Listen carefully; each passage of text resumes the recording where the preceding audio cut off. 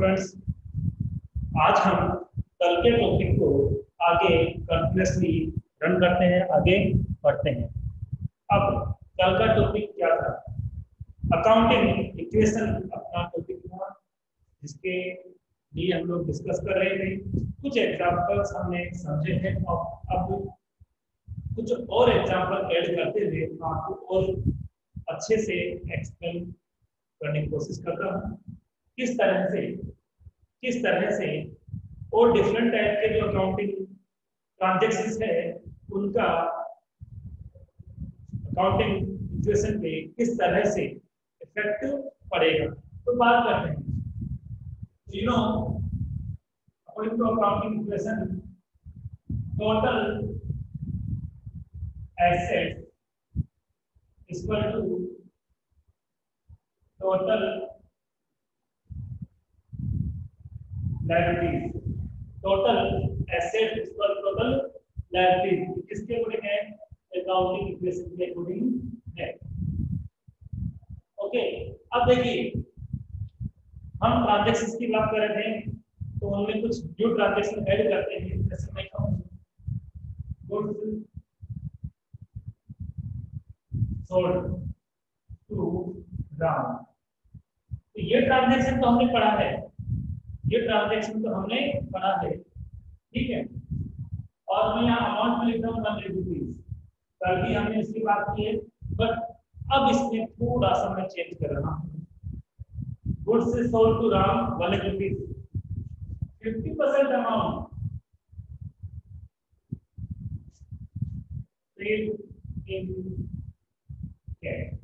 हमने राम को goods sale किया है, लेकिन उसमें से कितना अमाउंट हमारे पास आया है, कितना अमाउंट हमने रिसीव किया है, वो हमें देखना है। तो ये कह रहा है गुड्स जो टोटल हमने सेल किया वो तो 1 लाख का था, लेकिन उसमें से 50% हमें कैश रिसीव हुआ है। It means in this transaction there are 2 types of sales. तो देखिए, सेल्स के 2 टाइप कौन-कौन से होते हैं? First, cash sales and second, credit sales. इस क्वेश्चन के अंदर हम बात करें टोटल सेल्स की, तो टोटल सेल्स कितनी है? टोटल सेल्स 1 लाख रुपीस है। टोटल सेल्स कितनी है? 1 लाख रुपीस है। पर ये कह रहा है कि 50% तो कैश में मिल गया। इट मींस क्या हुआ कि 50% जो सेल्स है वो कौन सी होगी? कैश सेल्स होगी, और बाकी 50% जो सेल्स है वो कौन सी होगी? Credit sale. ओके, अब 50% of 1 lakh 50,000 and 50% of 1 lakh 50,000। इसका मतलब ये हुआ कि इस ट्रांजैक्शन में 50% कैश सेल्स है और 50% क्रेडिट सेल्स है। अब इसको हम किस तरह से अकाउंटिंग इक्वेशन में क्लियर करेंगे, पर उससे पहले मैं इसकी एंट्री बता के और अच्छे से क्लियर करता हूं। तो देखिए यहाँ पे क्या क्या है। एक तो क्या इफेक्ट हुआ है? कैश। एक क्या हुआ यहाँ पर? सेल्स। कैश कितना इफेक्ट होगा, सेल्स कितना इफेक्ट होगा, हम उसकी बात करेंगे। तो टोटल जो सेल्स है वो तो कितने का है? टोटल सेल्स 1 लाख रुपीस का है। टोटल सेल्स 1 लाख रुपीस का है, बट कैश उसमें से कितना इफेक्ट हो रहा है? कैश सेल्स कितनी है? 50,000। अब देखिए, जिनको हम लोग क्रेडिट गुड्स सेल करते हैं, जिनको हम क्रेडिट गुड्स सेल करते हैं वो कौन होते हैं? उनको हम कहते हैं डेटर। उनको हम क्या कहते हैं? डेटर्स। और डेटर्स भी कितने हैं? 50,000 के हैं। ऐसे हुआ कि इसी सेल्स में से 50,000 कैश सेल्स था और इसी में से 50,000 क्रेडिट सेल्स था। अब इसकी हम लोग एंट्री बनाएंगे, तो एंट्री किस तरह से बनेगी? बिजनेस के पास क्या आया? कुछ सेल किया, ऑब्वियसली क्या आया? कैश आया। और सेल्स कितने की हुई? क्योंकि सेल्स इनकम है और इनकम ऑलवेज क्या होती है? इनकम ऑलवेज क्रेडिट होती है। तो यहाँ पे कितना अमाउंट आएगा? यहाँ पर सेल्स में 1 लाख रुपीस लिखा जाएगा। तो कैश तो इतना हो ही नहीं रहा, केस तो इतना नहीं है, तो क्या करेंगे, इस तरह से हम इसको लिखेंगे। यहाँ देखो आप लोग, केस में केवल 50,000 ही आएंगे। केस में केवल कितना अमाउंट आएगा, 50,000 रुपीज आएगा, ठीक है। बट अब यहाँ पे राम लोन है, राम कौन है, राम कौन है, राम यहाँ पे है डेटर, राम कौन है, राम यहाँ पे डेटर्स है। तो राम पाने वाला है या देने वाला है, क्योंकि पर्सनल अकाउंट का रूल ये कहता है कि जो रिसीवर होता है, आई मीन जो पाने वाला होता है, उसे हम लोग हमेशा डेबिट करते हैं। जो पाने वाला होता है हम लोग उसे हमेशा क्या करते हैं, हम उसे हमेशा डेबिट करते हैं। इसलिए हम लोग यहाँ पे पाने वाला राम को यहाँ पर डेबिट करेंगे। बट क्या राम को पूरे 1 लाख से डेबिट करेंगे? नहीं, राम को पूरे 1 लाख से डेबिट नहीं करेंगे, क्योंकि 50,000 तो वो दे चुका ऑलरेडी। कितना और उससे लेना है, तो हमें कितना और लेना है उससे, हमें उससे लेना है 50,000 और लेना है। इस तरह से ये एंट्री बनेगी, इस तरह से ये एंट्री बनेगी। बट हमें देखना है कि इस ट्रांजैक्शन को अकाउंटिंग इक्वेशन में किस तरह से रिकॉर्ड करना है, किस तरह से शो करना है। तो अब आप देखिए, मैं आपको एक्सप्लेन करता हूँ किस तरह से इसको हम अकाउंटिंग इक्वेशन में क्लियर करते हैं। ओके, तो सबसे पहले हम यहाँ पे लिख रहे हैं total assets, total assets, okay. और टोटल एसेट्स के साथ हम लोग as usual total liabilities use करते हैं। Total asset equal to total liabilities. अब हमारा जो ट्रांजैक्शन है उसको देखते हैं। तो सबसे पहले क्या इफेक्ट हो रहा था, कैश इफेक्ट हो रहा था। और कैश किसका पार्ट है, कैश ऑलवेज एसेट्स का पार्ट होता है। कैश किसका पार्ट होता है, कैश एसेट्स का पार्ट होता है, ओके। अब कैश के साथ साथ और क्या है, डेटर्स। तो डेटर्स भी क्या होता है, एसेट्स ही होता है। डेटर्स भी क्या होता है, एसेट्स भी होता है, क्योंकि हमें इनसे अमाउंट लेना होता है, और जिनसे हमें अमाउंट लेना होता है तो हमेशा हमारे लिए एसेट्स होती है। एक और भी इसमें इफेक्ट हुई, और वो इसको मैंने कहा था कि गुड्स सेल करेंगे या गुड्स परचेज करेंगे, दोनों ही केस में क्या इफेक्ट होगा, दोनों केस में स्टॉक इफेक्ट होगा। सेल करेंगे तो अपना जो स्टॉक था वो कम हो जाएगा, और परचेज करेंगे तो अपना स्टॉक बढ़ जाएगा, ओके। इधर लायबिलिटीज में कोई ट्रांजैक्शन इफेक्ट नहीं हो रहा, कोई पॉइंट इफेक्ट नहीं हो रहा, तो यहाँ क्या रह जाएगा, 0। अब देखिए कैश में कितना माल आएगा, हमें कितना अमाउंट रिसीव हुआ था, 50,000 हुआ था। डेटर्स आई मीन जितना उधार माल बेचा है, जितना क्रेडिट गुड सेल किया है, वो डेटर होता है। डेटर कितने से अप हो गए, 50,000 से डेटर अप हो गए।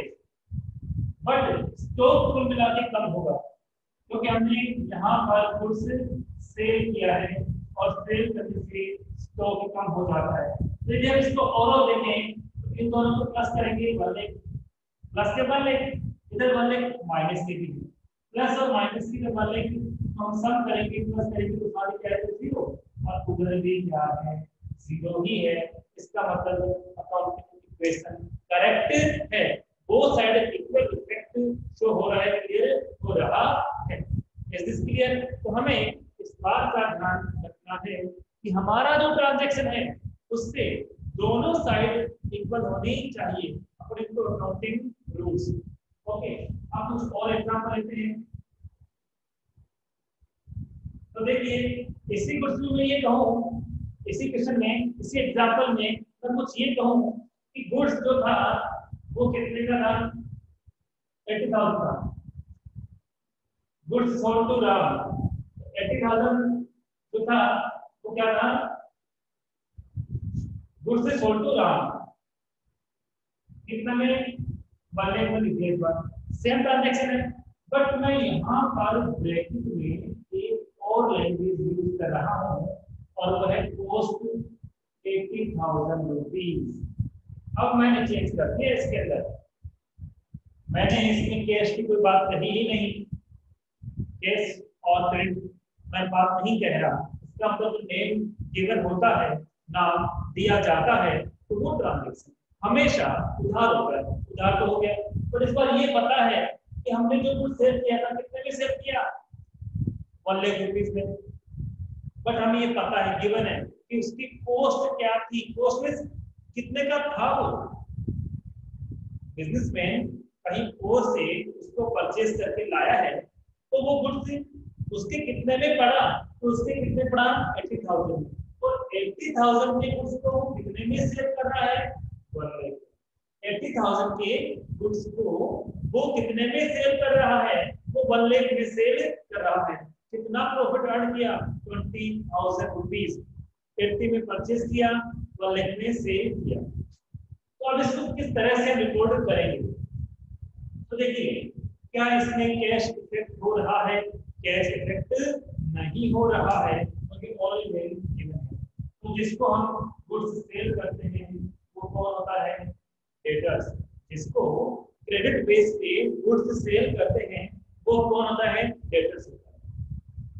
और मैंने कहा था कि स्टॉक क्या है इसके अंदर, इसमें क्या है, स्टॉक भी है, क्योंकि गुड्स से रिलेटेड ट्रांजैक्शन है वो ऑलवेज स्टॉक पे इफेक्ट करता है, ये मैं आपको बता रहा हूं।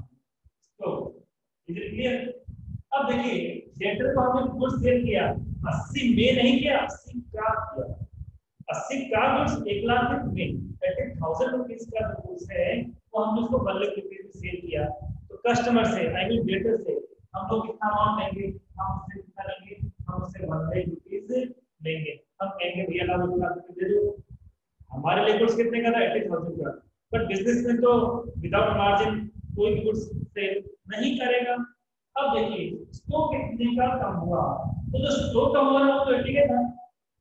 हमें ये इन्फॉर्मेशन नहीं होती तो हम क्या मानते, दोनों की वैल्यू सेम मानते, बट कॉस्ट भी गिवन है और सेल्स प्राइस भी गिवन है।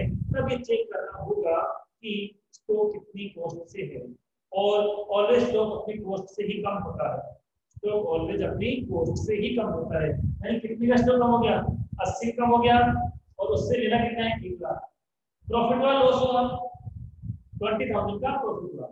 अब देखिए इधर क्या इफेक्ट होगा, कैपिटल। अब आप लोगों सर कैपिटल इफेक्ट कैसे हुआ, तो कल की क्लास देखिए मैंने क्या बताया था, listen properly, I repeat. Capital जो है इनकम और प्रॉफिट से अप होती है। कैपिटल जो है वो इनकम और प्रॉफिट से अप होती है, बढ़ती है, लेकिन कैपिटल एक्सपेंसेस से और लॉस से कम हो जाती है। तो यहाँ तो प्रॉफिट है ना, इसलिए कैपिटल क्या होगी, अप होगी। कितने से अप होगी, 20,000 से कम होगी। कितने से अप हो जाएगी, कितने से बढ़ जाएगी, 20,000 बढ़ जाएगी। तो डेटर्स प्लस हो जाएंगे, तो कम हो गया तो माइनस कर दीजिए, और कैपिटल हमारी प्लस होगी। ओवरऑल इफेक्ट देखते हैं कि एसेट्स में 1 लाख प्लस के हो रहा है और 80,000 माइनस हो रहा है। ओवरऑल क्या हुआ, ओवरऑल 20,000 हमारा प्लस में रहेगा, ओवरऑल 20,000 हमारा प्लस में रहेगा, ठीक है। और इधर बात करें, इधर हम बात करें तो इस तरफ क्या होगा, इस तरफ 20,000 कैपिटल पे तो इफेक्ट है ही नहीं, वो तो ऑलरेडी 20 रहेगा। इधर भी 20 और इधर भी 20, दोनों क्या है, जितने भी ट्रांजैक्शन एसेट साइड में होंगे उनका कैलकुलेशन लिखना है, ओवरऑल इफेक्ट कितना है, जितने भी इफेक्ट लायबिलिटीज पे होगा उनका ओवरऑल लिखना है, और फिर उसको चेक करना है कि कितना इफेक्ट उनके ऊपर आने वाला है। Is this clear. ये बात आपको हमेशा माइंड में रखनी है, ये बात हमेशा आपको माइंड में रखनी है। Is this clear. अब आगे बात करते हैं हम लोग कि किस तरह से हम करेंगे। तो देखिए ये ट्रांजैक्शन भी हो गया, और किस तरह का ट्रांजैक्शन हो सकता है हम उसकी बात कर लेते हैं, और किस तरह का ट्रांजैक्शन होता है हम वो भी देख लेते हैं। हमारे पास सपोज हमारे पास एक बिल्डिंग थी,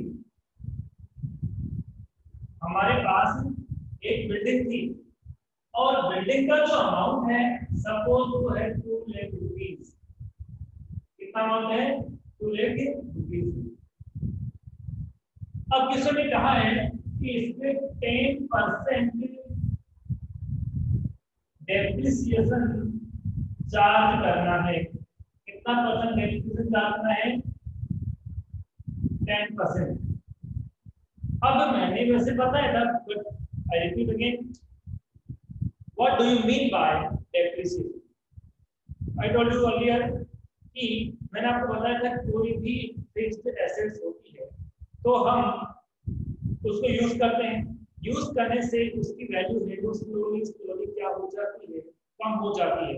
जैसे कोई लैपटॉप हम परचेज कर रहे हैं, हमने 50,000 में लैपटॉप परचेज किया, हमने कितने में लैपटॉप परचेज किया 50,000 में।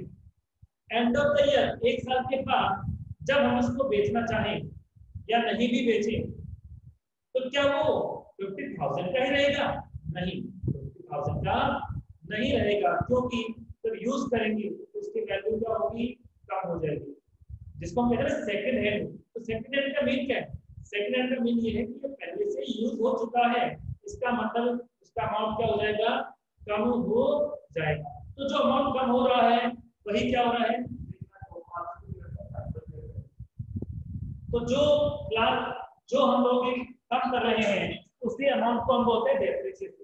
तो एसेट्स की जितनी वैल्यू कम हो जाती है उसको हम क्या बोलते हैं, डेप्रिसिएशन।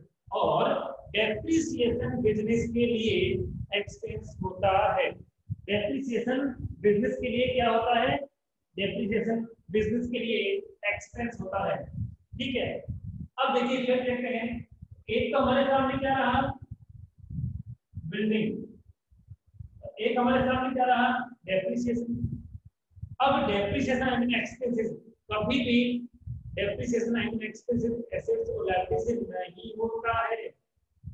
लेकिन ये जरूर पता है कि कोई भी एक्सपेंसेस किसके इफेक्ट डालता है, कैपिटल पे इफेक्ट डालता है। तो अब देखिए 2 लाख की एसेट्स थी, उसके ऊपर 10% डेप्रिसिएशन लगाएंगे तो डेप्रिसिएशन कितना लगेगा, 2 लाख का 10% होता है 20,000। कितना होता है, 20,000 होता है।